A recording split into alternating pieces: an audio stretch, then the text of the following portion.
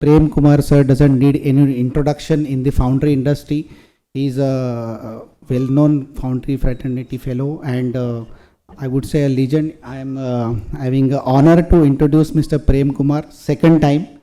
So in a brief, what we have his introduction. So Mr. Prem Kumar is a BE Mechanical and ME Metallurgy, has over 4 decades of experience in various departments of foundry.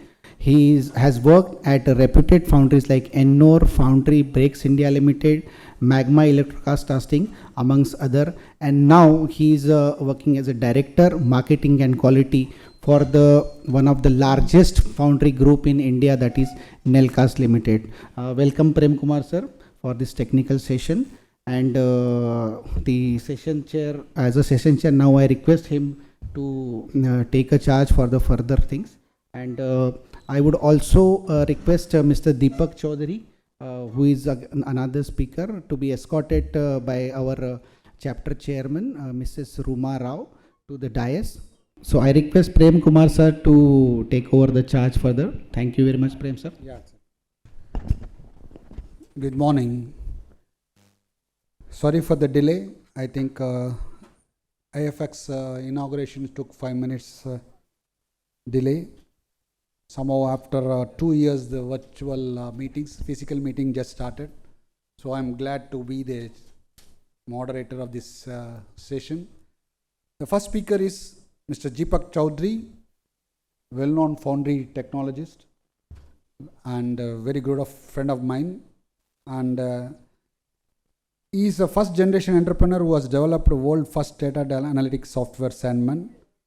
Of course, I was also using the Sandman in Nelcast. I'm proud to say that. And over 40 years of experience of understanding and studying green sand molding process, has presented several papers of IF Congress and conferences abroad.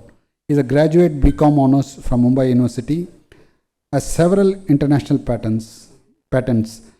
He has been a past chairman of Nagpur chapter of IFS and he is an alumni of Outward Business School. I think he is having a rich experience in sand. Of course, I am basically a technical guy and marketing is my it is a luck, I can say. I just take the marketing responsibility. But when I was looking after the production, I learned a lot as a sand parameters from Deepak. He is having a thorough knowledge. Of course, if you talk to him for 30-40 minutes, you can understand the entire sand phenomena of foundry technology. Thank you very much. Good morning, ladies and gentlemen. It is an absolute honor and a pleasure to be here in front of you this hot but lovely morning in Ahmedabad, Gandhinagar for an IFEX, which we are now going to be meeting each other and enjoying its ambience over the next 2 or 3 days. Thank you everyone for making time and to hear me this morning. Mr. Prem Kumar, thank you for your kind words. Deeply appreciated from a foundryman who is a veteran and a stalwart in this industry, truly, and whom I am privileged to call my friend. Now, gentlemen, without further delay, because I am on a 20-minute clock, I would just like to first and foremost tell you that the subject we are going to be speaking on virtually decides the way your castings are going to perform, the outcomes of your castings, once you go through the green sand molding process. The green sand molding process in itself is pretty complex, but it is also very simple. So as I always say, that you can make it as complex as you want to make it and as simple as you want to have it. But compactability, if it is properly controlled in the green sand itself, can virtually make all the other tests to be seen daily redundant. And I'm going to discuss on what are the present practices of handling compactability control, and what is the methodology in which we can enhance this age-old tradition that foundrymen use or follow in setting compactability. So the inevitability of this situation is that you cannot enhance compactability settings without going deep into machine learning and data analytics and IIoT. And I'm going to explain how. So First, let us define what is compactability. Everybody knows it, but I'm just going to take a minute. It's the percentage of compressibility of the molding sand under impact pressure or simultaneous jolt squeeze under laboratory test conditions. For the purposes of this presentation, I'm going to use the Foundry lexicon, calling lab compactability, which for reasons of shortening the words is LACO.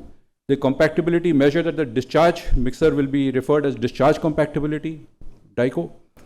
The compactability setting set at the compactability controller itself to achieve the target lab compactability will be referred to as COSP by me. And the variable compactability set point algorithm or methodology is being referred to as the VComp-SP. So, one of the most crucial levers that foundrymen globally try to control for good castings outcome is moisture, right? And moisture being directly proportional to compactability assumes very significant importance in the process, as I just stated. And what are the issues that really impact castings due to compactability? Principally, it is mold dilation and GCS control. There could be other collateral issues like friability, etc., which happen if there is low or high compactability. But where does this all start? The key to good compactability control is the set point at which the mixer determines the discharge compactability, and ultimately which translates into the lab compactability at the end of the process. You can make everything else real-time data, but you cannot make, as of today, lab compactability determination as real-time data because it is a physical test that is done at the end of the process. Now, since the lab compactability depends on the set point of the controller compactability, the importance of setting an optimal compactability set point cannot be understated, because that is where it starts and that is where it is translated to. And since, and this is a very important sentence, that since the green sand ecosystem is in a state of perpetual dynamism, it's changing every cycle, every shift, every second, every 3 minutes it is changing. It stands to reason and logic that the system sand and its multifaceted control systems should also be proactively controlled and dynamically.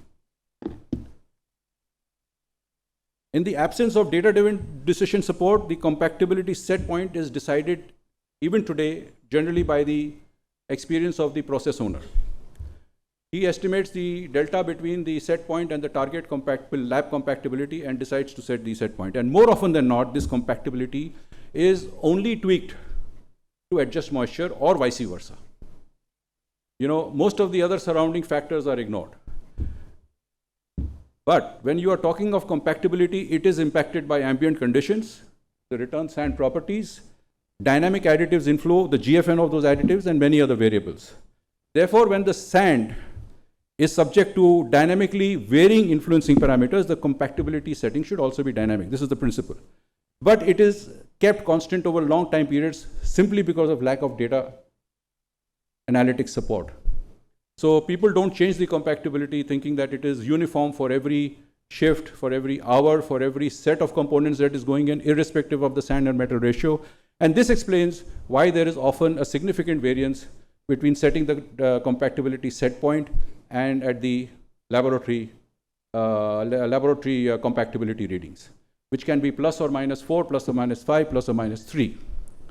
So the purpose of this research is to predict the compactability dynamically using IIoT-based data analytics, such as the target compactability is achieved with minimum variance. So let me clarify that VComp-SP is not intended as a replacement of the compactability controller.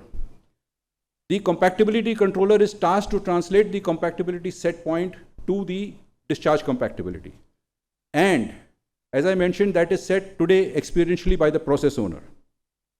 VComp-SP models all the real-time data sets that it receives from the IoT devices and sets the compactability set point at the controller dynamically.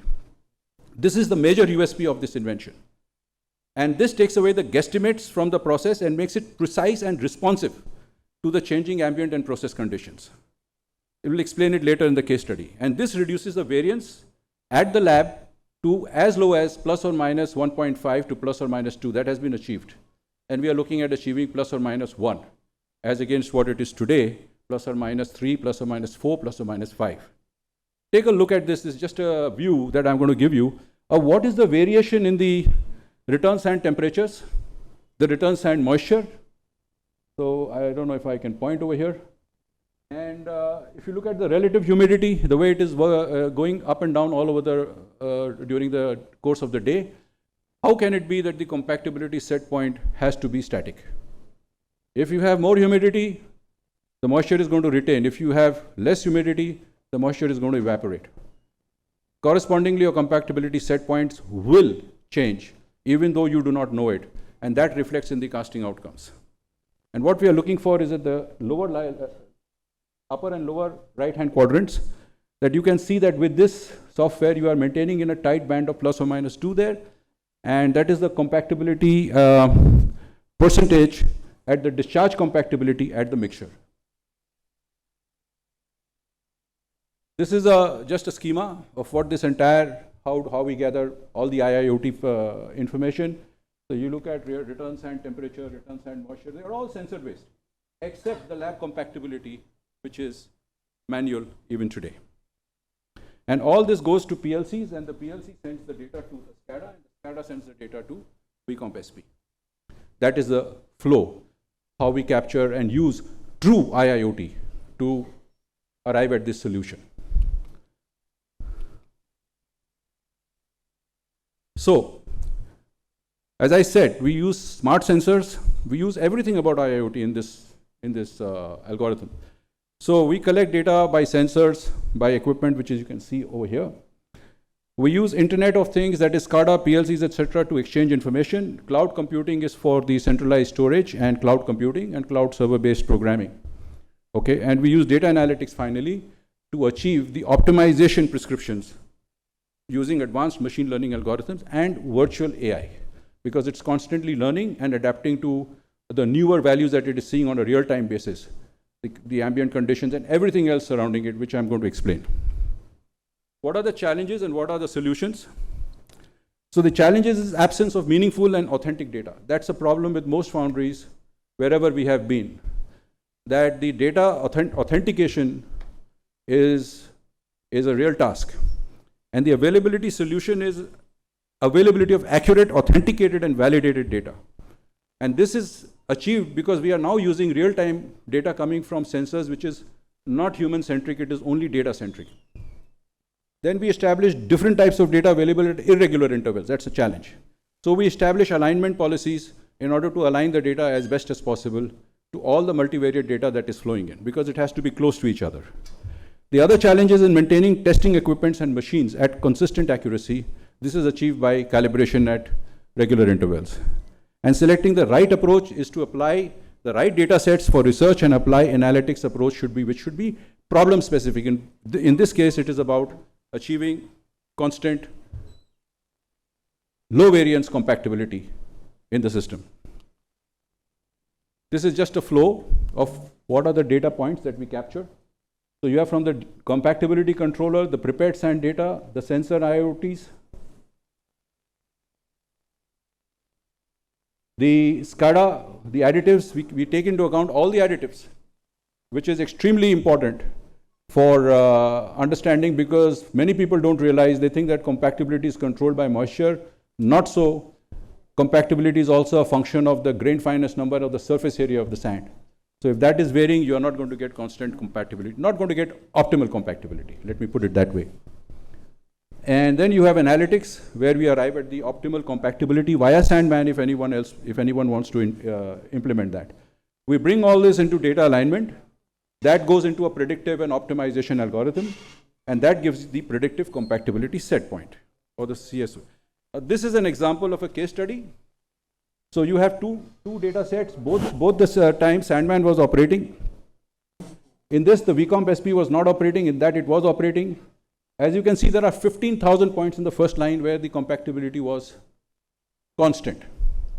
And if you see on the other slide, you will see that there is a constant variation in the compactability set points based on the prescriptive compactability that has been given out by the algorithm. Now, what does that do? If you have variability, does it help you? Is what we are going to see in the next slide. So as you can see here, before the implementation, you can see the data moving all over the place. So here, bands are breached, whereas after the algorithm was implemented, we had a brief period of malfunctioning of the return sand moisture. That was also discovered because of the algorithm, and then we had a stabilization period. Now, if you see in terms of numbers, because graphs normally don't give you the correct number, but if you look at the exact number of data points on both sides, you will see that the percentage of lab compactability plus or minus 1 increased from 38 to 54. And plus or minus 2 increased from 62 to 78.4. Right? And the percentage of plus or minus 4 reduced from 10 to 4. This is the effect of having data support in setting compactability set points at the controller dynamically. This is to give you another concept that you can see the shift in the data that is before was the blue.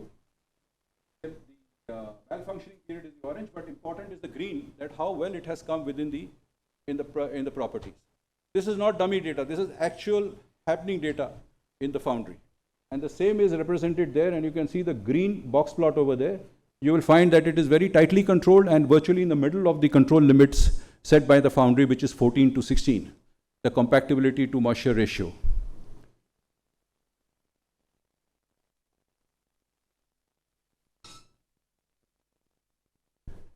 What is the effect on sand parameters? So here again, you apply mathematics to understand, and you look at the accepted measurement capabilities of standard deviation. And you can see that the compactability standard deviation is reduced from 2.58 to 2.03. Many other sand parameters deviations have also reduced. We do not claim this on account of VComp SP, but it is incidental that it has reduced at the same time. So what are the advantages and limitations? Compactability set point is dynamically variable. The prediction of compactability set point is based on the real time or recent data, reduces variability in lab compactability, keeps the compactability close to optimal compactability. And it reduces the incidence of sand-related rejections, and it is possible to auto-set the compactability set point. Here is a graph of the rejections before on this side, and here is the effect of VComp SP on the right-hand side in the foundry. These are related to blowhole rejections at the foundry stage. It was already low, it has gone even further lower. Sometimes it increases, sometimes it decreases, but it remains consistent. Another very interesting thing is that if the mold is rigid and has a great integrity, you should be able to get lower casting weights, because dilation is prevented even however minimally it needs to be prevented. And you can see that out of 10 components, 5 have decreased, 3 have no change, and 2 have a slight increase in the casting weight. And shrinkage has also decreased from 0.49 to 0.03. Once again, this is an observation. And okay, you can say that there was a 254 metric ton reduction in the total casting that was recovered.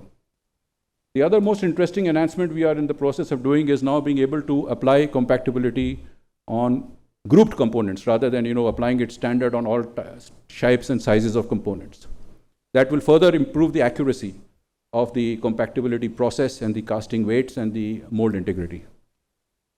Right, so the conclusion is, this demonstrates the application of the proposed VComp method as a clear and evident sensitivity of the lab compactability to the variation at the COSP at the controller. The case study also clearly highlights reduced variation with increased consistency in lab compactability. And the reduction in standard deviation of most sand parameters further strengthens this premise. And there is a clear reduction in sand-related rejections, which demonstrates that the compactability control has a clear impact on related sand rejection and therefore deserves increased importance in green sand foundry. These are the references, paper references. And thank you very much. Thank you IF and the distinguished members of the foundry industry for this invaluable opportunity. I'm truly grateful for the selection of the paper and the time and the opportunity to address this distinguished gathering. Thank you. Thank you, sir. Deepak Chowdhary, but you have finished on time. So normally the sand plant people has not come means we have a problem in the foundry, right? Nowadays data is taking over that skill, and thanks to Deepak for inventing that sandman data analysis. It is working. See, normally in the summer at 50 degrees centigrade, you know what sand behaves. Everything you has to do automatically. No manual thing is going to happen in future. So thank you very much, Deepak, for that wonderful speech. Thank you, Jack. 1 second, sir. You want to give a moment?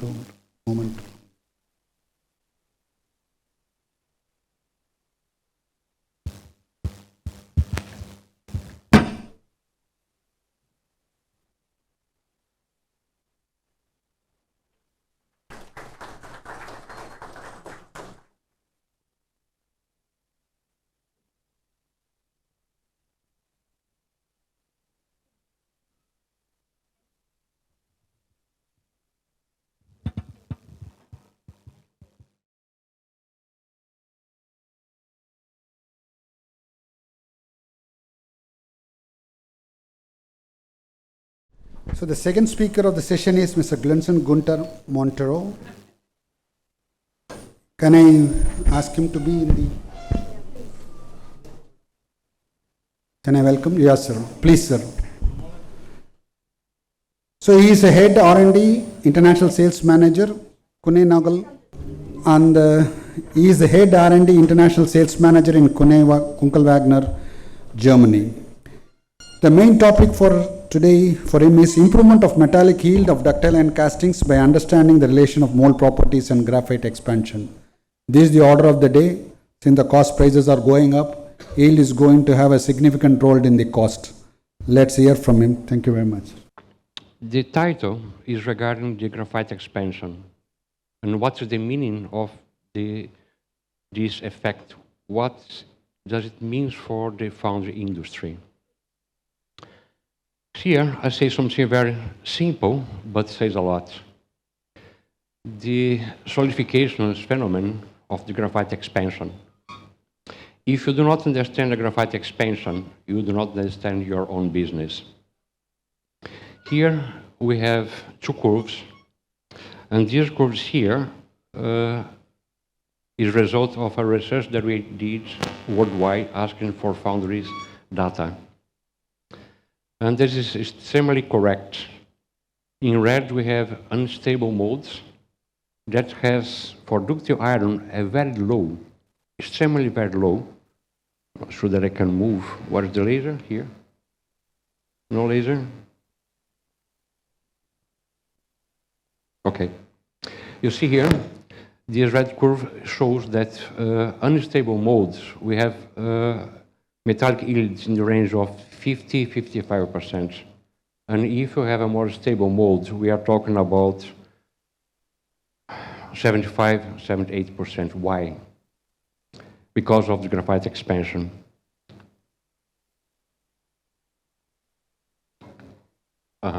Okay. Everything that is stated here, you see that there's a small number. There's the reference in the literature. In the end, these are listed. So the gray iron, the graphite in gray iron and ductile iron has a completely different way of development. This exerts a lot of force on it. Interesting is that this phenomenon was first time pointed out in 722. It's a very long time ago. That means from this point to today, there are a lot in books regarding the graphite expansions. But the understanding in the foundry, the influence in the foundry business is huge. Here is the difference. The foundry will make money, the foundry will not make money. This is clear, extremely clear. Here again, regarding the graphite expansion, we can see here in this graphic that depending on the carbon content, how much it will expand in millimeters. There are interesting differences from compact graphite, ductile iron, and gray iron. For the ductile iron, This is very huge. This is a big number. And if you learn how to use it, you make money. And money is the name of the game in the foundry industry, I guess. So, several factors in ductile production, ductile iron production, are related to the metallurgy. I used to see an interesting problem in the foundries that they try to correct the equivalent carbon adding silicon. That's okay. The number you increase 4.3, 4 point something, but you do not have enough carbon to help you to achieve sound castings. This is what happened. So several factors that man must take care in the foundry to try, not to try, but to increase the yields. Yeah? Number one is maximize the graphite precipitation. Yeah? That's extremely important. And several things. One point that I will highlight today is point number 4, that is the mold. How the mold properties affect the business, how the mold properties can help to improve your profits. Point is that nothing needs to be rewritten because everything are in the books. I have here some points that I guess are extremely important. If everything is in the paper, everything are in the books, why the foundries have so low metallic yields? Metallic yield low means that you spend a lot of energy melting metal that you don't use. That's a huge mistake. What more? By man is not reading the mold. The people think that the softwares can predict everything. I like software, I use software a lot. But from a very nice office with air conditioner, you are not seeing your mold, you're not reading your mold, you're not understanding what's going on. That's a problem. So your feeder is sound, but your casting not. Well, your gating system is wrong. It's very simple. Your mold is broken. I think that a lot of founders here are used to see broken molds, also for no bake sand. But what does it mean? Why does it happen? Because of graphite expansion. Only because of that. Again, there's a huge mistake that we can see in the foundries. Young people, I like young people, I like softwares. They think that they can solve everything with softwares. They think that from a very nice place, they can only see the numbers and say, guys, let's increase, set another riser there, let's do the simulation. The simulation says that I need another one there. Okay, in the end you have sound casting, but your metallic yields goes down. That's a problem. You are losing money. Everybody that's working this way is losing money. The best way is to read your mold or try to read your mold. This is important. These two pictures here, I like it very much because it says everything. On the left side we have in a flask glass green sand mold completely cracked. Yeah. In the right side we see a no-bake sand. That's very common. Here in India also, a lot of people invest not too much money to produce molds in no-bake, but they cannot understand why they have a so low yields. Why? Guys, go to your shop, go to your foundry and look at your molds. Read what the mold is telling you. If you have this here, you are losing money. Definitively, you are losing money. I have a case, interesting case, of people that I was helping. And they are producing also in no-bake sand. In the left side, we see here a casting with the hyzers, but this was a no-bake sand with cracks, broken molds. The yield was something about 75%, or 75% right. High scrap rate and everything. I saw the mold and said, guys, your problem is that your mold is hard, but it's not strong enough to support the graphite expansion. If you do not hold it, you have scrap, you have porosity, and low yields. What he did was, oh, good idea. He understood what it means. In the right side, we see exactly the same castings without hyzers. Same molding process. The only difference is that he holds the mold, and the mold starts to support the graphite expansion. That's the reason of the title of this presentation here. Try to understand the graphite expansion. It will make the difference.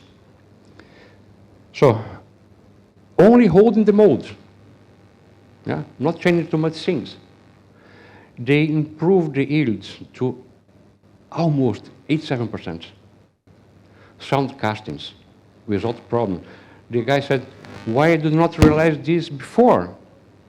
My reply was, you were not reading, not only the books, you were not reading the molds. Read the molds. The mold says everything to you. If you cannot understand it, then you have problems. So it's also ductile iron. And that's interesting that here, normally, it was with hyzers, without, only holding the mold, only using the graphite expansion to compensate the shrink. That's the trick. If you want to make money, your metallic yield must be high. To have it, you need to understand your mold, and you need to have a stable mold. If you're not, my friends, good luck. Several years ago, it came to this question regarding what force we are talking about for the ductile iron. I was in touch with an institute in Germany. We did the research, we did not find this in the books, and we decided to make an experiment to measure the graphite expansion forces in a mold. And the result for me was surprising. This in red is the temperature, it is here in black is the graphite expansion force for the ductile iron during the solidification. It's unbelievable. That number reached something about 15 newtons per square centimeter. That's a lot. This is a lot. So, if you cannot avoid, if you cannot support this force in your mold, you are losing money. That's for sure. This curve here is also very interesting, where we try to correlate several informations in one curve only. What we have here is the height of the molds, or metallic column height here, in centimeters. And I use also this here to point this curve in your head here. That is the B scale measurement of the mold. Because the people is measuring till today, very often, the mold quality using this small device that say, oh, my hardness of the mold is 75, is 80, and B scale is the hardness. But definitively it makes no sense. And say it's not too much nowadays. Here, in this axle, I have the, for me? No. Compressive grain strength that we can measure, okay? So, if I have this scale here, compressive strains in newton per square centimeter, and this is the hardness of the mold base scales. We have this here, and important, the liquid metal column exerts a force in your mold. Let's say, okay, my metal column is something about 60 centimeters.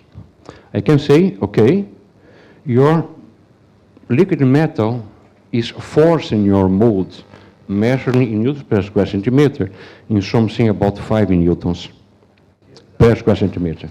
But if you are producing ductile iron, I need to add here at least 40 or 50. So this line here shows to you what is the force, combination of the force of the liquid metal column with the graphite expansion for ductile iron that your mold needs to support. So that means for this case here, about 60, we are here.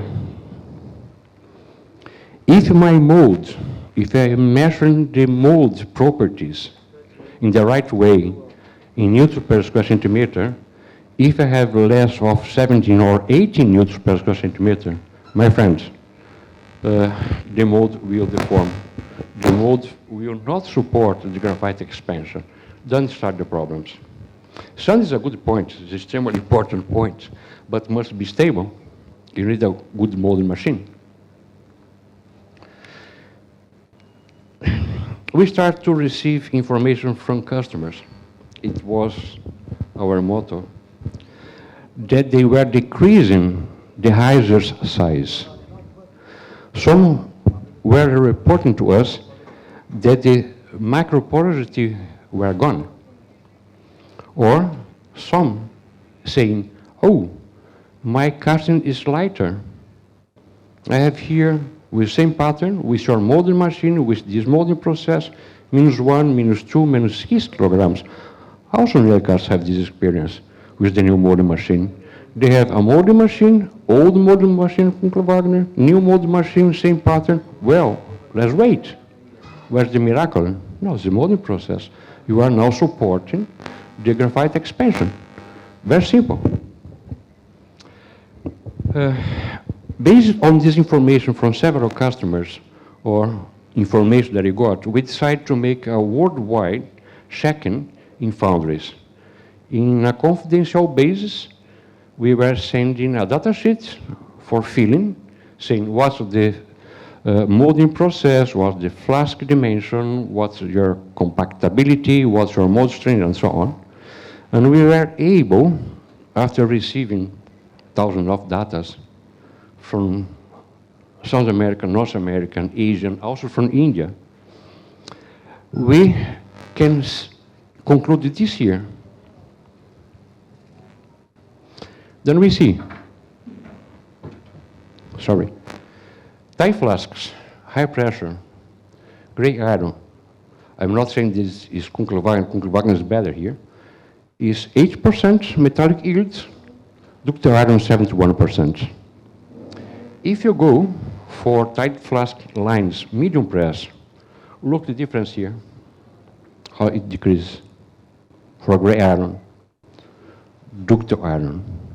And the people is happy with this number here, but they are not calculating what does it means in money, this extra melting that I need, extra energy to reach sound castings, but with this extremely poor number, this unbelievable.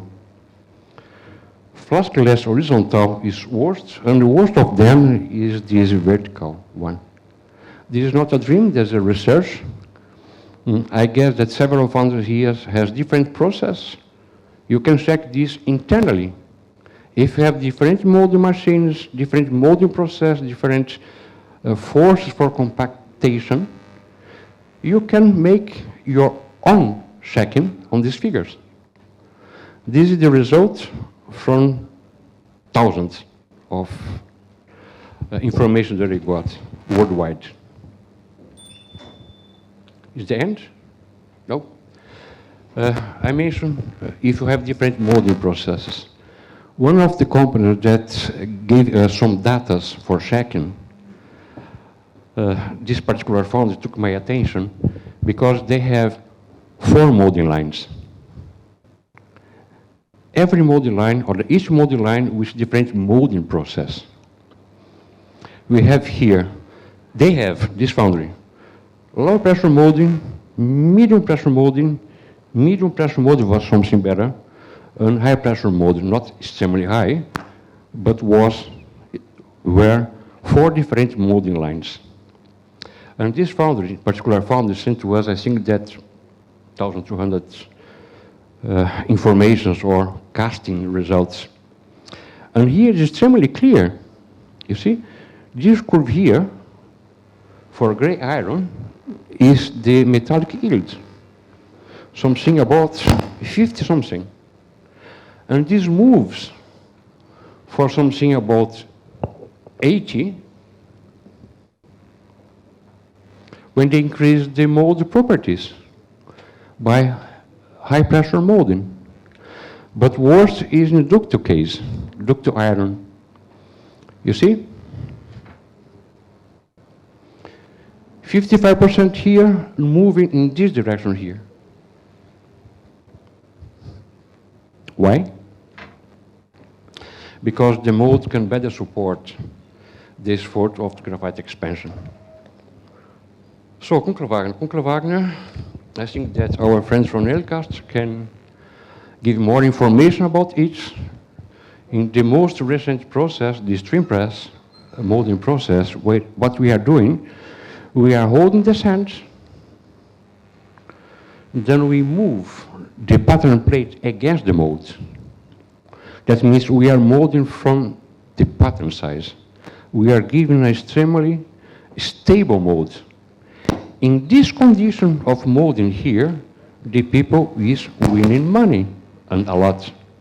Not only because the weight or the casting weight reduction, but because of reduction or the increase of the metallic yield. This is extremely important. Here is something regarding the trim press. It's extremely simple process for molding. We have a small trick in the pattern booster, and that means we are moving from underneath against that, and we are extremely precise, or we reach easily CT8 or more. And it's only 1 second. Thank you very much. There's some pictures with where we measured the mold strength. Yeah. Here's the conclusion. Yeah. You can read, everybody that got this bag has this presentation. You can read this in peaceful at home. But again, guys, do not try to solve your problems. Sorry saying this way, and I most see this in India.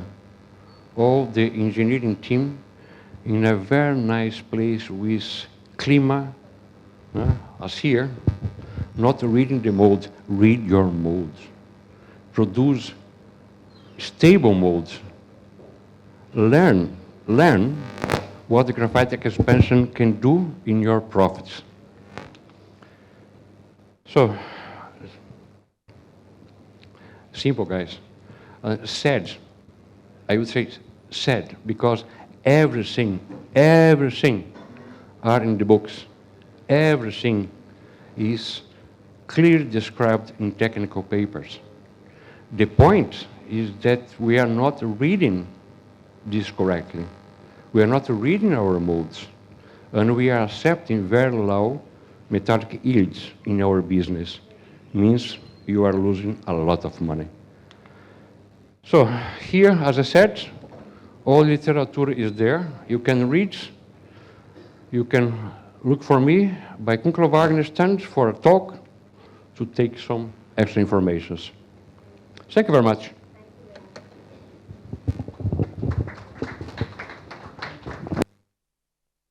Yeah, thank you. So a small memento from our side. Thank you very much. Thank you. Thank you. Thank you, guys.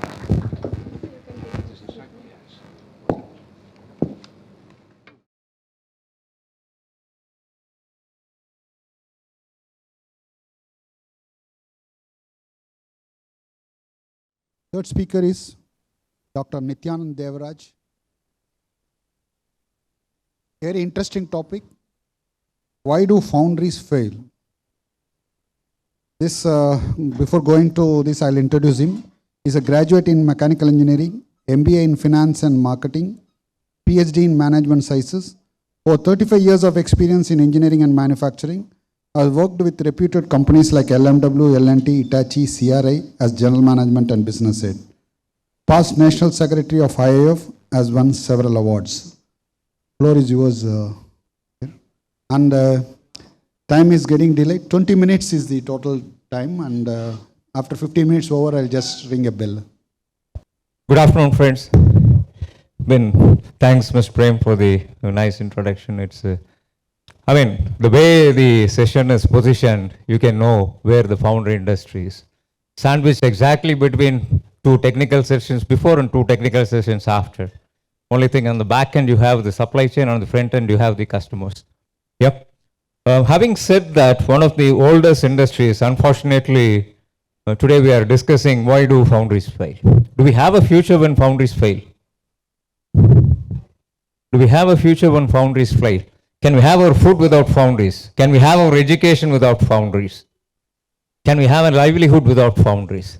The onus is on everybody to ensure that foundries succeed, irrespective of the size what they are, irrespective of what they are producing.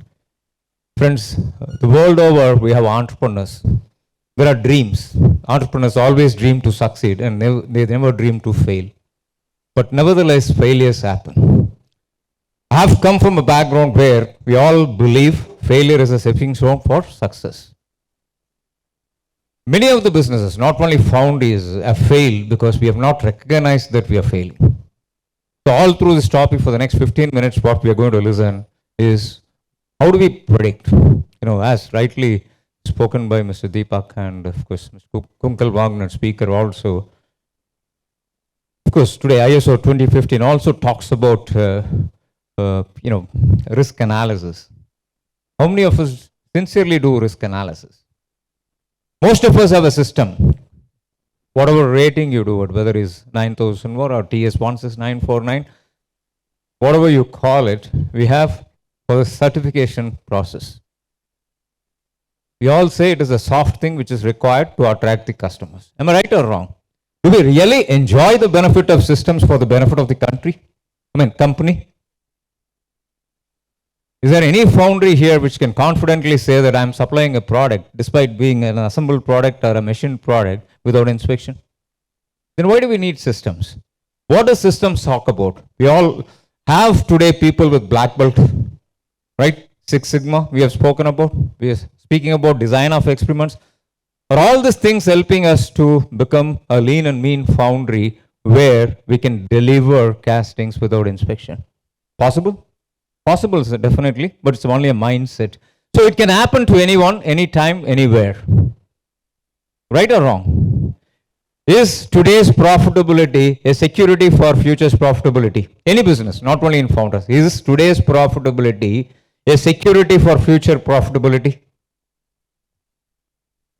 Can we all sit laid back and be complacent that because we are making profits today, the profits will always be there? Can we all be sure of it? You're going to have two more technical sessions after my session. You just had two technical sessions. Let's enjoy this session. Not that I'm not going to speak about something which you all do not know. I'm just formalizing which we all know already. Am I right or wrong? Yeah? Fundamentals of business. Market share is vanity. Sale is sanity. And profit is reality. Cash flow is profitability. Any doubts in this? Any doubts in this? Market share is vanity, sale is sanity, profit is reality, and cash flow is profitability. You agree with me or not? Today, back to the fundamentals, cash is the king. Many of us have profits on paper. Many of us have sales revenue growing. Top line is growing in the last 6 months thanks to inflation. Thanks to raw material price increases, top line is growing automatically. We have not done anything. But all the end user markets, the market is actually reducing. Look at the car market. Look at the two-wheelers market. Look at the industrial products output. It's all going down. But the turnover is increasing. What does it mean? What does it mean? Sale is sanity. Profit is reality. And cash flow is the prosperity. I would compromise a bit of margins, bit of sale if the cash flow is yesterday, not tomorrow. If the cash flow is yesterday, not tomorrow. VUCA world, all of us might have heard about it time and often. The uncertainty is very, very dynamic today. Today we have the scrap suppliers quoting 1 hour before something and 1 hour later something. Whether it is more or less, that is different. Yesterday's quote is no more valid today, but we have to take orders at least 6 months in advance. Most of us into the automotive industry have contracts, wherein we have price variation class once in a quarter. Would we be able to survive with quarterly variations moving forward? Is there any back-end supply chain which can enter into a contract with a customer on quarterly basis? You have all the reasons wherein people cite why the market is very volatile and it's always unidirectional. It always goes up, it never comes down. Earlier people were talking about the pandemic. Today people are talking about Russia-Ukraine war. I don't know why. What happens in Russia, how can it impact something in Chennai? I speak to OEMs, they say tomorrow price is increasing, so we are not selling the scrap today. So dealers are not having the scrap. And the same, many dealers going to the same sub-customer and the same, the OEM and quoting for the scrap, they just increase 50 pies, and then at the end of the day, by the time it comes to the foundry, it's almost 3-4 rupees more. And do we get that kind of compensation from the customers? No. So the volatility is more volatile now. It's become very, very uncertain. And of course, always foundry industry has been complex. I only wish Mr. Deepak and the Kunkel Wagner people are supported well by the young generation, where people from the young generation speak about technology further. Despite foundry being a complex word, and of course the world is always ambiguous. All of us know that Tata's and Harry's story is no more valid. Today people talk about synergy. The world recognizes only binary. Today it's 0 and 1. In between is 99.99 is not equal to 100. You agree with me or not? 99.99 is not equal to 100 because the 0.01 anything can happen. So you need to run faster to remain in the same place. Otherwise what happens? It's like getting into a urban train in Mumbai. What happens? You can't get in and get out on your own. Somebody pushes in, somebody pushes out. That's what will happen if you don't run faster than the fastest. Fundamental one, cost is a fact and profit is a desire. Both the presentations before me, it spoke about measurements. It spoke about measurements. Here I'm talking about measurements in terms of cost. They were talking in terms of technicality. Here I'm talking about measurement in terms of cost. Today, the IoT sensors help you to understand not only the process variations, but it's also the meaning of process variation is there is a cost variation too. Whenever there is a process variation, there is a cost variation too. The accuracy, the more and more accurate you capture data. How many of you here believe there is something called perfection? How many of you here believe that there is something called perfection? Manish, my friend from... So, perfection is a myth. Perfection is a myth. You work towards perfection. You don't attain perfection. You always work towards perfection. And that's what Foundry means. Today is to be improved for tomorrow. You don't stand in the same place assuming that you are already a perfect world. Yeah? So, fundamental two. So, sales is more important than product. Profit is more important than sales. And cash flow is more important than profit. As we move forward, today you will understand probably why I emphasize on sales and not product and profits. It's not tonnage that matters. It's not tonnage. Gone are the days where we thought making better tonnage and better capacity utilization will obviously give us sales and profits. Can we lay down such fundamentals any further in the current scenario? Can we be confident that the tonnage we produce will bring us the profits automatically? Can we confidently say that the capacity what we use will give us the profitability automatically?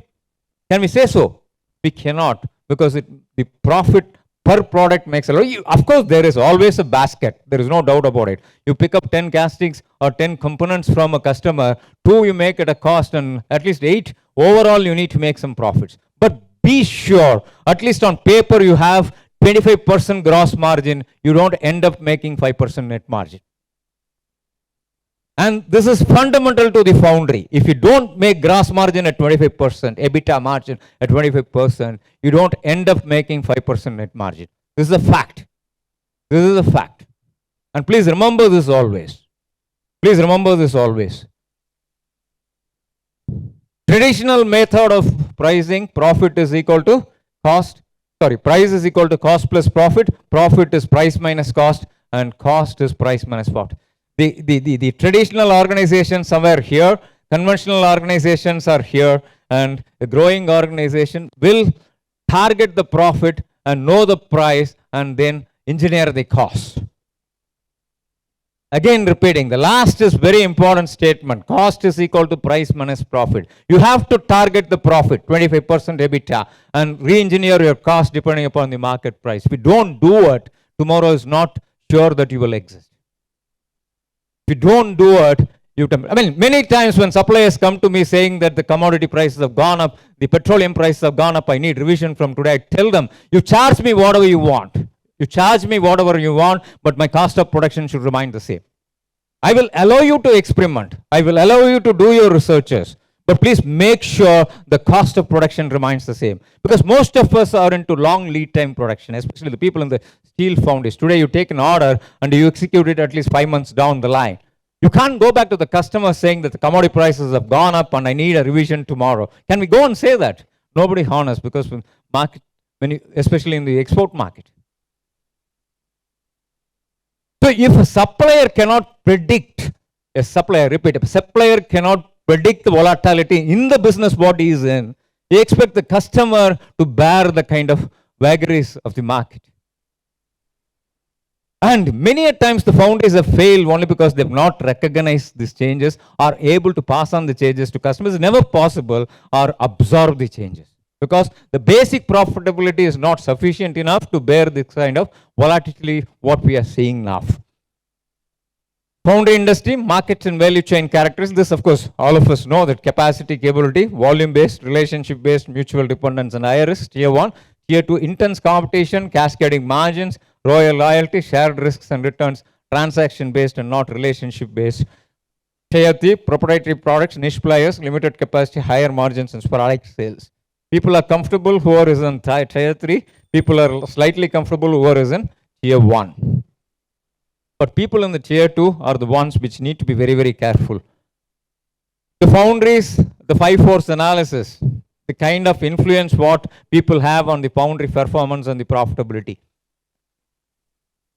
I need not say, any factor you talk about, it is there already. Input suppliers, few suppliers, highly networked, cartelized. Many small foundries, technopreneur, less bargaining power. Intermediates, many intermediates, margin based on low loyalty. Few but large customers, quality, cost, delivery, and logistics and management. And of course, you have authorities and others who regulate what the foundry has to be in. So this is the value chain. You have relationship, reliability, and reciprocity. You have on the other end product mix, market mix, and customer mix. And in between you have the reach, spread, market share, and business share. It is collections, then profits, then pricing, then sales, then product, and then production. This order is very, very important. Whatever I have written here, this order is very, very important. You cannot reverse the order. You cannot reverse the order, and this order is very, very important. Friends, and in the top, I have consistently given, we have to move from reactive to proactive. Is there any doubt? Can we ever continue to be reactive? Can we continue to be reactive? We cannot, because we are in between somewhere. Prevention is always better than cure. External factors, location, customer preference, regulations, logistics, convenience, governmental support, and macroeconomic factors.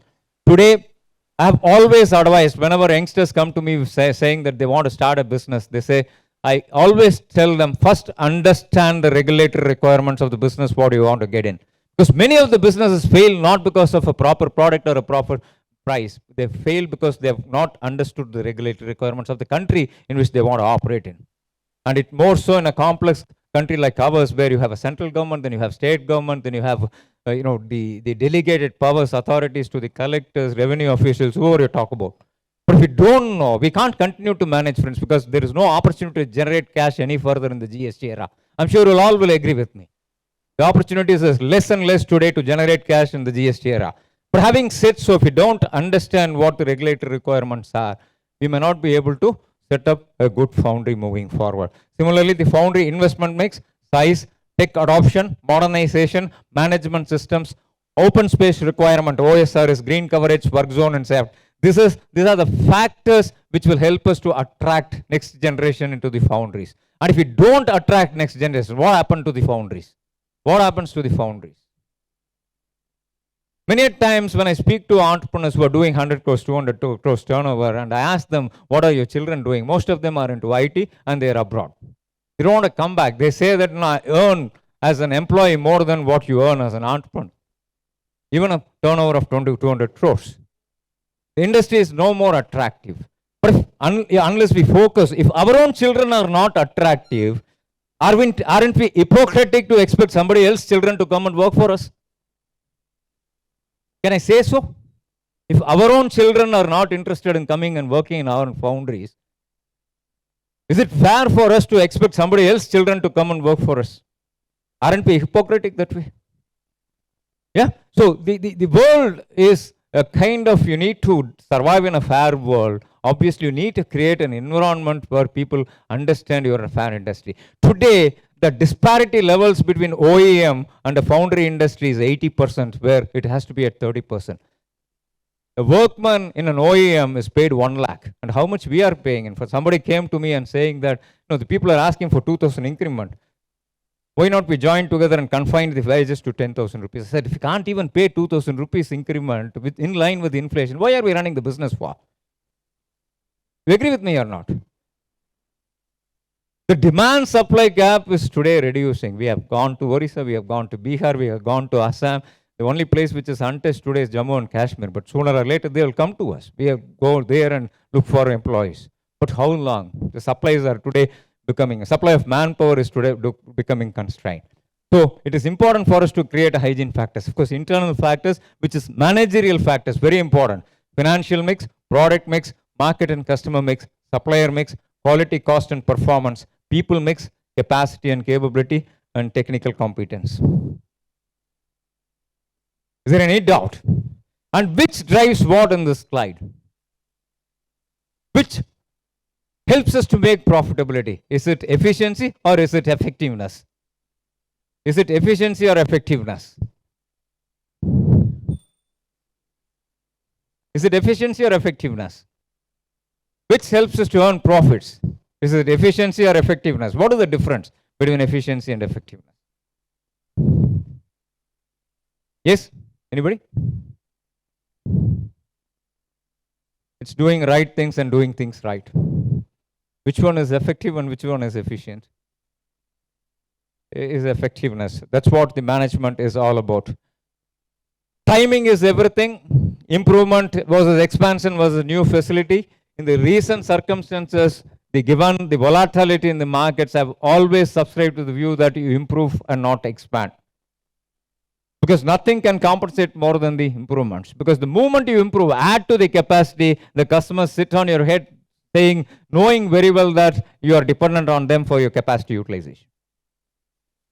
That's when you are hit. That's when you are hit. So you need to improve and not expand rapidly. To get in and to get out. Most of us know when to get in, but few of us predict when to get out of the business. When I say when to get out of a product or a customer, because the cost of holding a product or cost of retaining a customer is very important for you to ensure your profitability. You need to understand that data integrity and data accuracy. Mr. Deepak spoke about data integrity with respect to technicality.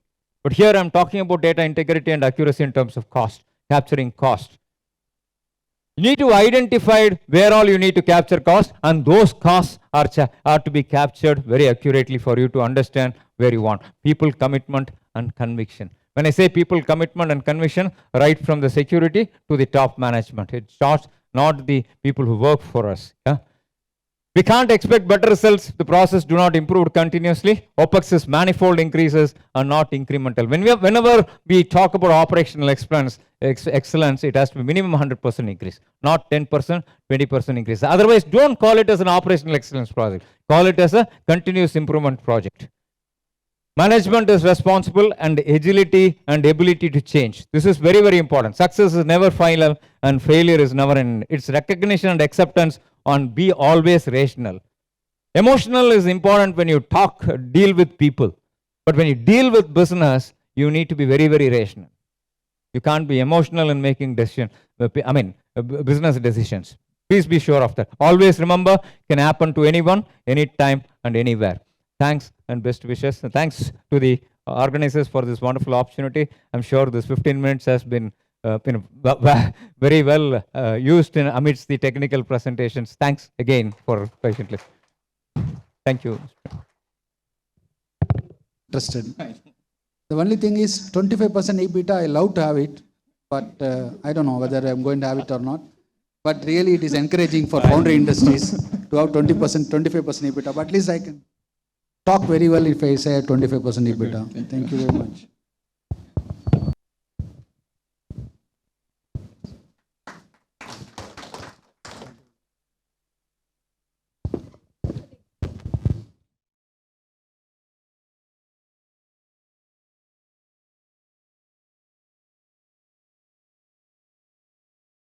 The fourth speaker is Mr. Samir Kelkar. He is the CEO R&D head, Grindmaster Machines Private Limited. It is the order of the day for us. In the another decade, if you don't have a automation in fettling, we'll have a problem. His topic is Robotic Grinding for Complex Ferrous Castings, a comprehensive study of concepts of selection optimal solutions. His profile is silver medalist in graduate in IIT Bombay, MS Robotic from University of California, Berkeley, pioneer in robotic metal finishing technology, expert in robotic application in areas such as grinding, tape flashing, fettling, and machining operation. I'm sure if the fettling is not doing any automation in India, in another 3 years, you won't have fettlers in India, I'm telling you. That is my way of approaching the problem right now on fettling. Good afternoon, everybody, and many thanks for IFEX and IFC to give me a chance to speak about a very passionate subject over here. Robotic fettling began for me when I came back from my work experience in Europe, and I visited some of the foundries here in 2010. And I saw that the way that the fettling was done was in the same exact way that we were taught to mold and to make a casting and fettle a casting in our first year engineering workshop. Workers were given hammers, hand grinders, various types of hand tools. And the foundry fettling shop, it really looked like a war zone. With like sparks flying and the dust and the noise and heat and vibrations and all such things. So it is from that moment that we started to work in developing the technologies for grinding and finishing of castings. My presentation today is on a very specific subject amongst the robotic finishing subjects, and that is based on how to select the right kind of a solution which will give the correct economic viability and feasibility, typically in a low labor cost country like India. Most foundries, as Mr. Prem Kumar said, have to look at robotic fettling, finishing operations, because it is going to become harder and harder to find manual fettlers. But to start, we have to start with certain applications and certain solutions that make feasibility and economic sense today. this kind of an economic viability and feasibility is a no-brainer in high wage cost countries like Europe or US, in which the return on investment on such solutions is within 2 months, 3 months, 4 months. But here in our country, we have to choose the correct applications which will give us 1.5 year as the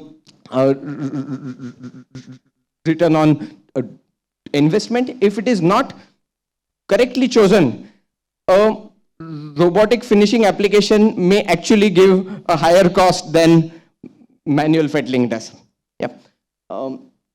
So I will compare here in my presentation today two concepts which are quite popular in robotic fettling solutions.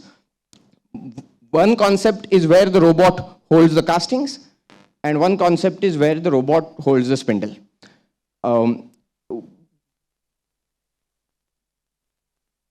Before we get into that, I would like to give a little bit of a brief on the various factors that are going to play a role in how to choose the right solution. It's going to be the weight and the complexity of the castings. It's also going to be the number of casting variants that a foundry has to run. Typical automotive oriented foundries have to run maybe 2 to 4 variants in one machine. Jobbing foundries have to run between 15 to 20 variants in one machine. So this is also going to have a role into which kind of a machine it will be selected.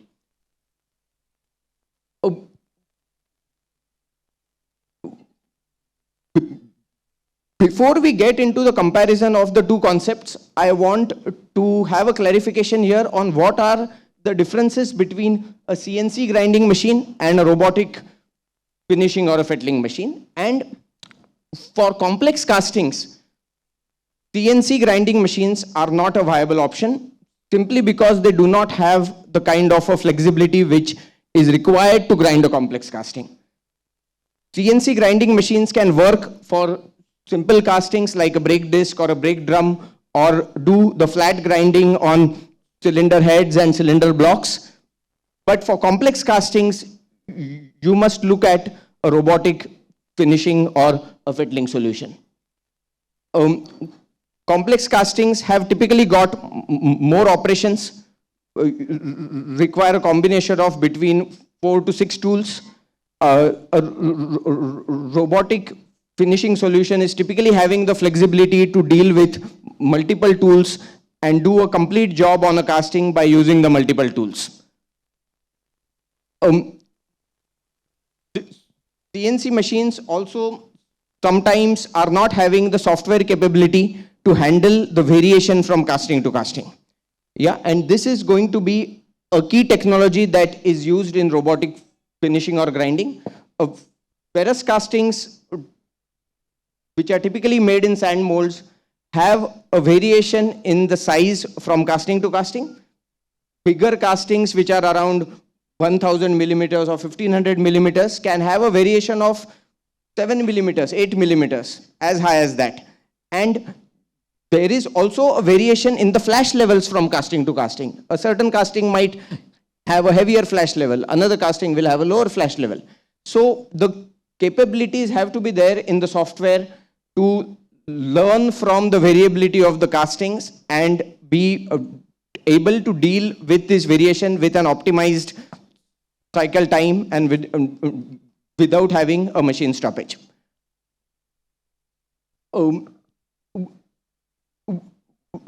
When we talk about the selection of the robotic solution, where we have either the robot holding the casting or the robot holding the grinding wheel, this is a typical machining operation. Yeah? A fettling or a grinding of a casting is like buying a machine tool. Yeah? And machine tools have to be bought with a perspective that they will last for 15 to 20 years. Have to be bought with the perspective that they have the reliability and the robustness. Hence, the selection of the technology has to be not that it will work, but that it will not fail for 15 years. Yeah, and this is a very key difference in between buying a machine tool and buying an automation system, which is typically looked at from a shorter term perspective. So when we do the selection of the solution, whether it is the robot holding the casting or the robot holding the spindle, it has to be looked on with factors that are giving a very high safety factor. Yeah, like high safety factor in terms of the robot, high safety factor in terms of all the clamping, the gripping, the tooling that is going into the machine, high safety factor in all the mechanical components of the machine. A machine tool is not, the software is a part of the machine tool, but the hardware is an even more important part of the machine tool and has to be factored into when we are designing the machine tool. So here I have typically compared the two concepts. In the first concept, in which the robot holds the spindle, the cutting force or the grinding force is always acting at the same distance. Yeah, and this gives it more reliability and robustness, especially for doing heavier castings and heavier cuts, heavier operations like the gate and riser cutting on the heavy castings. Whereas in the solution in which the robot holds the casting, you have a variation in the distance at which the force is being applied, and while this will work in the short term, may have a bad impact on the lifetime of the robot. The key is not to have a solution which works fine for a year or 2 years, but to have a solution which will work fine for 15 years.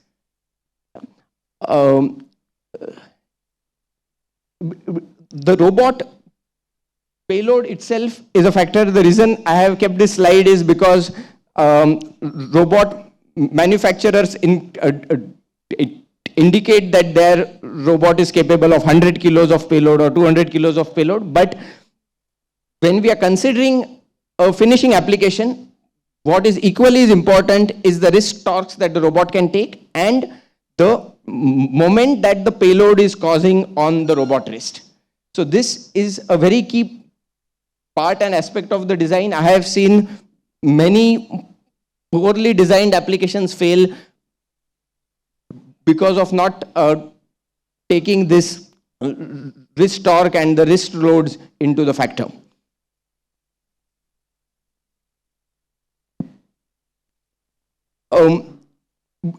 The other factor that we are considering in this is power. Robotic finishing applications are viable when the robot is able to do the job of 4, 5 or 8 people. Yeah, and the robot is not going to do the job of 8 people by doing the job in the same way that those 8 people were doing it. The robot has to use more power. It has to be much faster in doing that. And we are able to do that with the right kind of cutting tools, which are including like super abrasives, which include higher power. A manual grinder is typically having half horsepower or 1 horsepower in his hand. If you give 1 horsepower in a robot's hand, the robot will be as fast as a human operator. We have to be able to give much more power in the robot hand, and I'm very happy to say that the robots are robust and capable of handling even 40, 50 horsepower. Yeah, it is when a robot has 50 horsepower in his hand that it can cut a riser and gate 10, 15 times faster than what a manual operator can. Yeah, and this is one of the keys in deploying robotic finishing or grinding. We will see typically the two concepts, one where the robot holds the spindle. Both the concepts are based on machines that we build with these two concepts. both the concepts, the construction is like a machine tool. It's on one solid machine base, takes care of the chip management and various peripheral functions that are typically there in machine tools. Have typically pallet exchangers, loader unloaders like machine tools have. And instead of having a CNC, it has a robot with a 7-axis capability. The second concept is where the robot holds the casting, and there are tools that are placed in a toolbox, and the parts can come in on a conveyor or on a pallet exchanger. The robot can grab the casting and complete the finishing process. Typically, the concept in which the robot holds the casting is suitable for small castings, which are typically from the 2 kg range to 10 to 15 kg range. Yeah, and whereas the solution where the robot holds the spindle is a good solution for castings that are from the 50 to the 60 kg range to as heavy as a couple of tons. So the range in between, which is from the 10 kg range to the 70 kg range, is a kind of a gray range, yeah, in which you have to select the solution more on the basis of the number of the part variants, in what kind of a setting the machine is going in, the amount of the flash level, and so on. We have a table here that shows the differences. The concept in which the robot holds the spindle, you are typically able to give more power and do the cutting operation a lot faster than the concept in which the robot holds the casting. So small castings have typically got a low flash level, and they can be grinded by having smaller capacity of a robot and spindle. Heavier castings have heavier flash level, bigger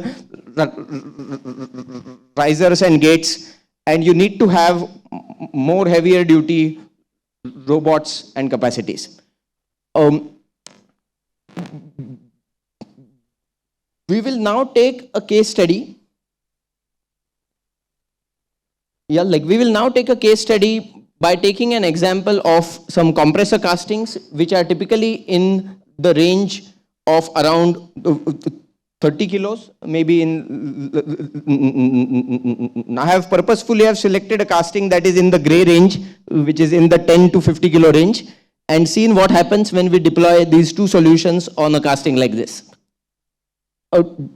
Typically, castings like this, the concept where the robot holds the spindle gives a faster cycle time of around 250 to 260 seconds, as compared to a solution where the robot holds the casting gives around 400 to 450 seconds. Now, despite the fact that the machine where the robot holds the spindle is more expensive than the machine in which the robot holds the casting, the per piece cost in this particular case of the robot holding the spindle solution is much lower as compared to the solution in which the robot holds the casting. And this is ultimately what we want to see, that in the per piece cost we are getting a saving, and it is giving viability in terms of its economics. So I would like to summarize my presentation by saying that solution selection for the first project in a foundry is very key in making the machine an economic success or a failure. We have seen many foundries that have deployed solutions very successfully, have 5, 6, 8 machines which are working in a successful way to produce tons and tons of castings. One machine in which the robot holds the spindle, the heavier duty machine, can produce between 500 and 1000 tons of casting a month. And a machine in which the robot holds the casting, that is typically meant for small castings, is producing between 150 to 250 tons a month. But selecting the right machine for the right application to get the right results is extremely key and important. With that, I would like to close my presentation. I hope I am in time. And the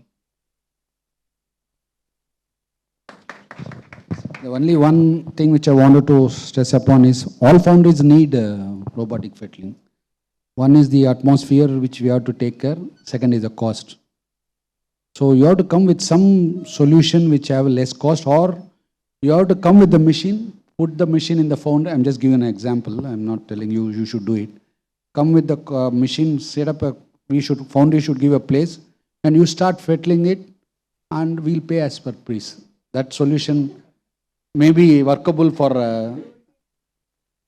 I don't know whether it is workable for you, but why Ola has succeeded, Swiggy has succeeded, why not Grindmasters? Okay. I am happy to say that we do have a solution of this kind that is running in the US. We have not yet have tried to do it here in India. India has to, you have to try one in India. Please come forward to give some solutions. Okay. Thank you very much.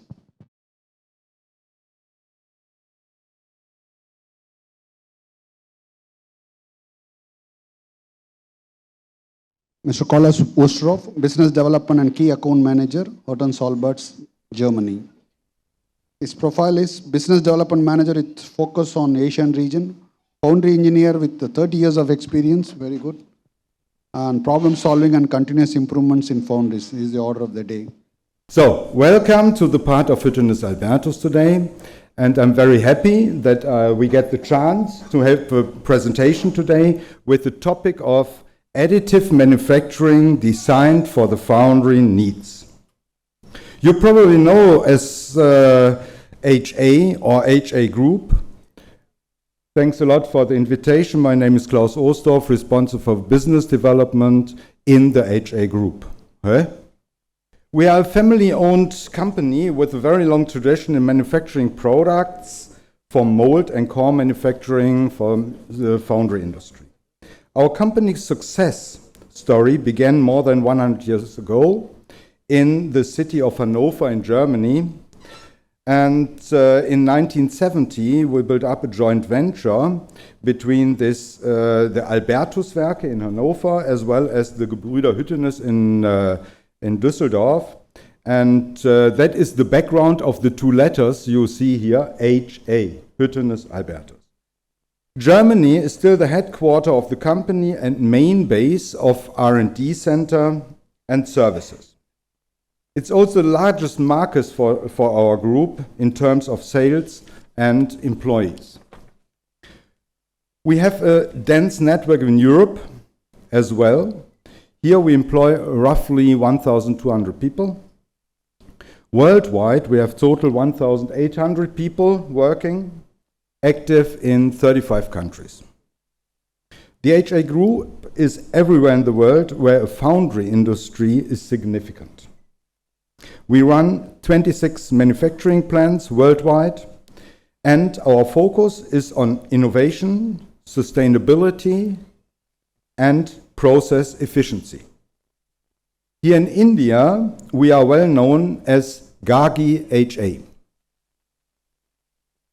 With 150 chemists worldwide and a central research and application facility in Germany, we feel ourselves well positioned for the future, means a sustainable future.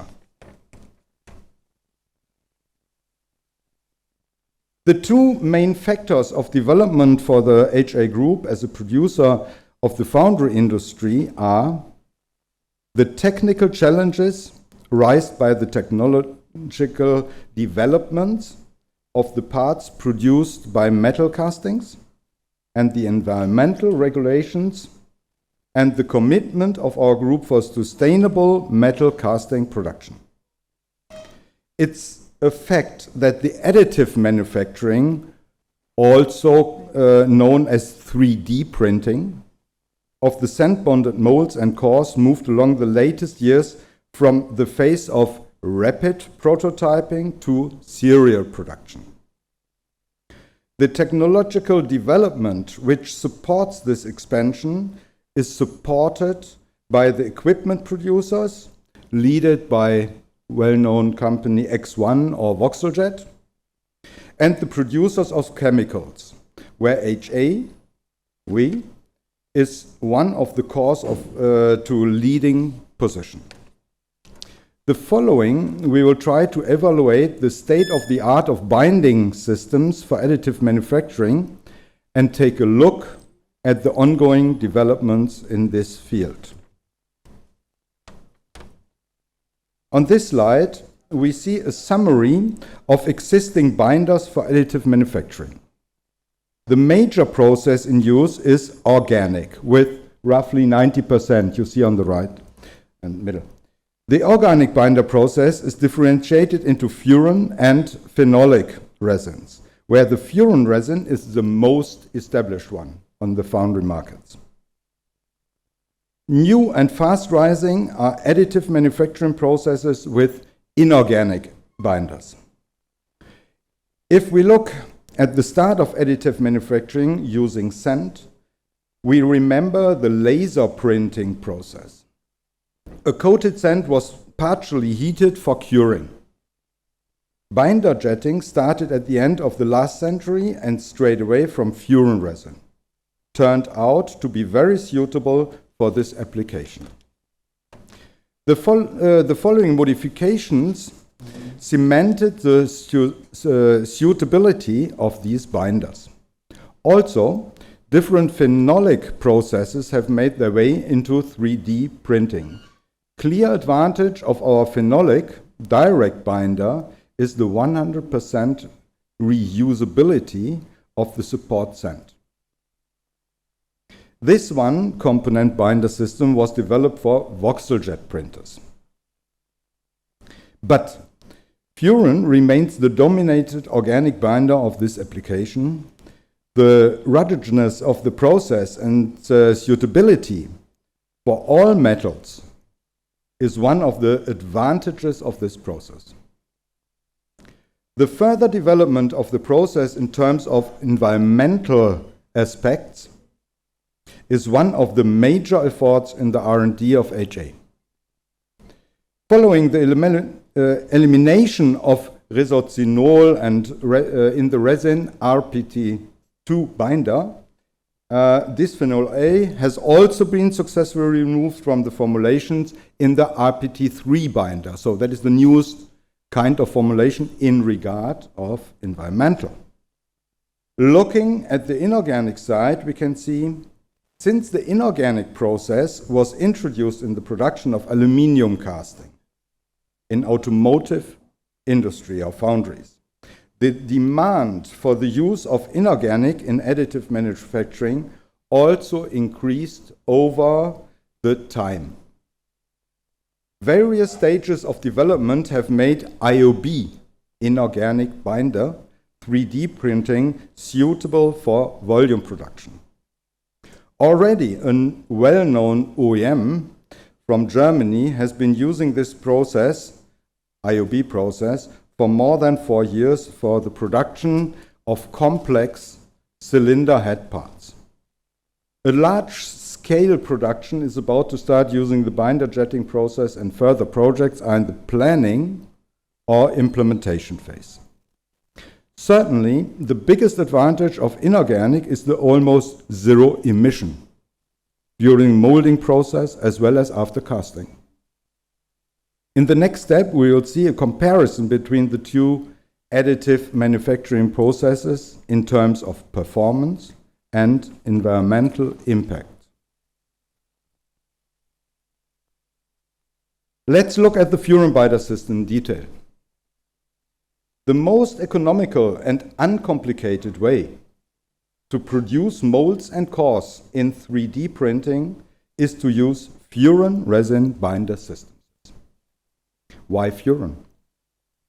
Almost no restrictions on the transport and storage of binder systems.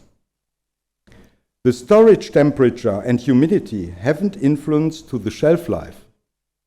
And, very important, we guarantee a shelf life of 12 months for these products, also under Indian conditions. Binder and activator react independently and lead to bending strength up to roughly 500 Newton per square centimeters.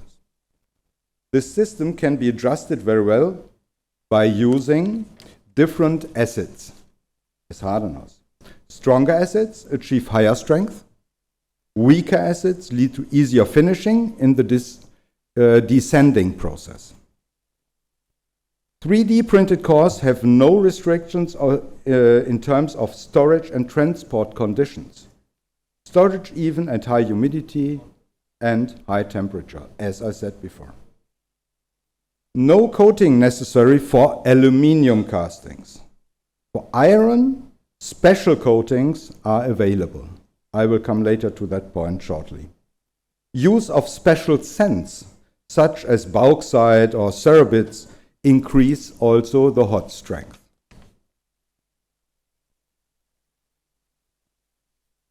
Special molding materials are used to ensure consistent quality.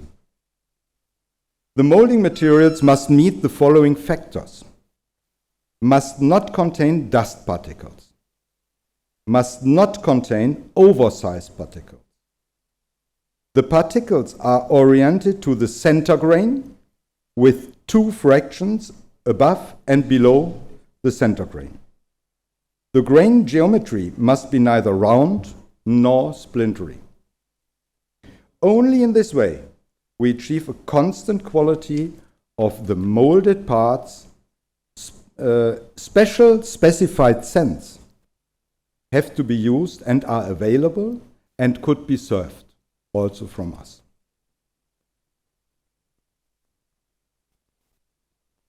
It should be noted, when using fuel binder systems, no oven process is required. In all other cases, with other binder systems, it is necessary. In the final step, the cores can be coated and assembled as usual.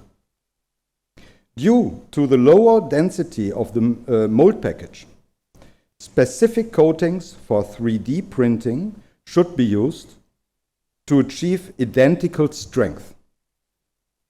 Today, to produce a job box with a dimension of roughly 1.8 meter by 1 meter and a height of 0.6 meter, depending on the sand, takes about 10 to 15 hours. So it's getting faster and faster, these processes. The molds and cores are ready after 1 or maximum 2 days.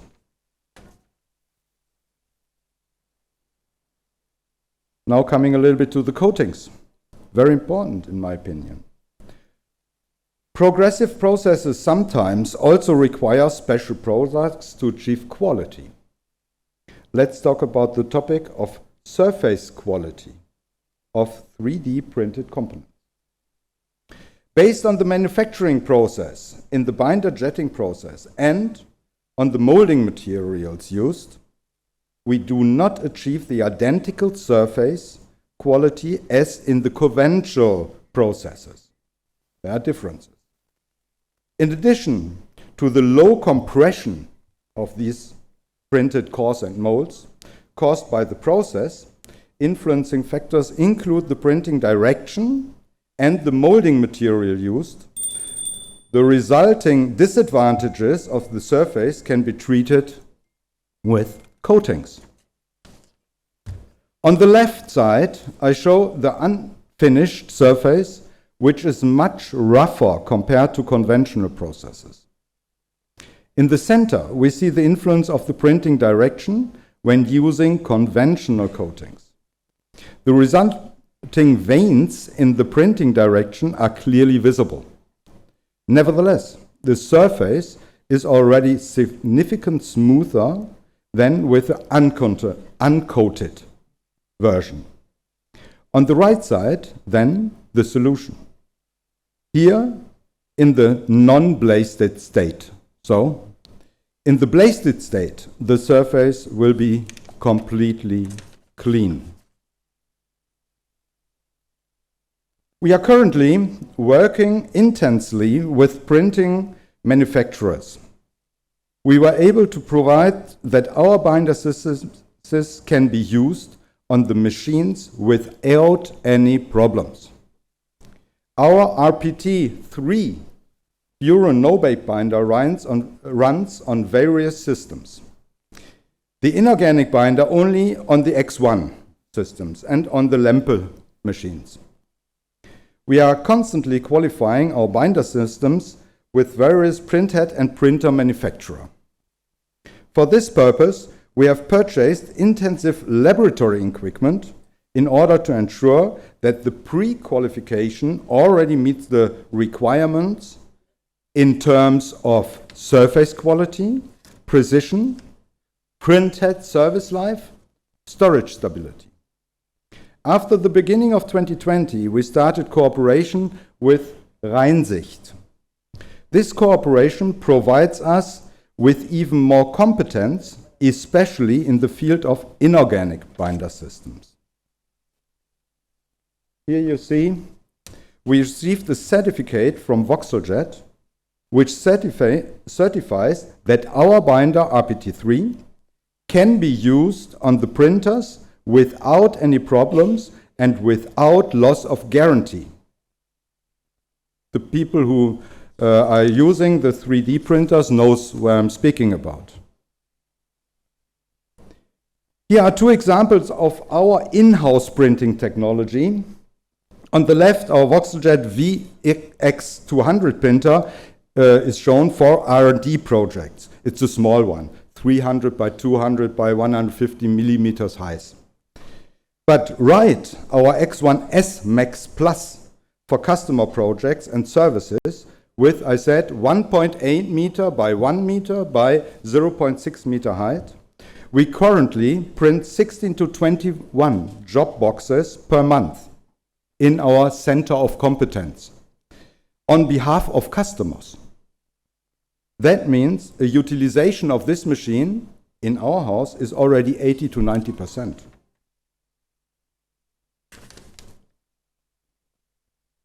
Last but not least, we would like to share with you the outlook and ongoing developments for the binder of 3D printing. HA is convinced that 3D printing technology will find its way relatively quickly into both job foundries as well as in production. That's why we have a multinational team engaged in R&D to further develop new solutions and develop existing products. Molding material. We are convinced that some properties will be improved by the right choice of molding materials. Preconditioning of the molding material is also a promising way to make this manufacturing process a greater success. Thermal behavior, decomposition and centriclimation are definitely parameters that are influencing by the molding material. This is a field of exploration of HA and we do see potential in it. As to organic, our focus remains in the area of increasing printing efficiency. But above all, the improvement of binder classification. Our ambition is to present a label-free resin in the nearest future.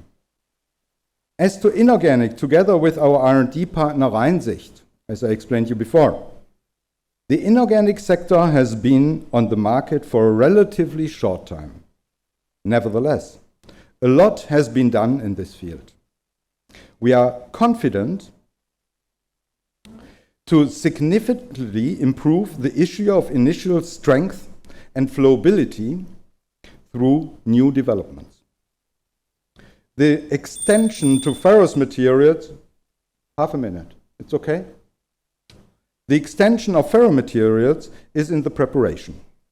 And the moisture resistance or the usage of water coatings is also a topic we are currently dealing with and where we want to present solutions soon in the inorganic processes.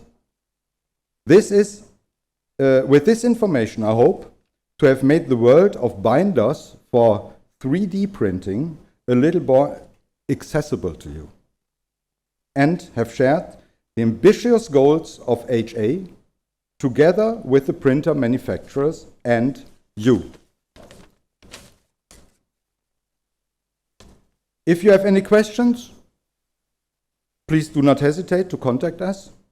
We are always ready to provide personal advice via Teams meetings or directly in the Foundry without any problem. Also, local advice can also be provided by our special trained staff in Gagi HA. Thank you for your attention. Thank you. Please visit us also on our booth. Hall 1, huh? You want to give you a small memento?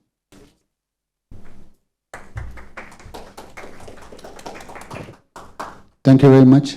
Nice presentation.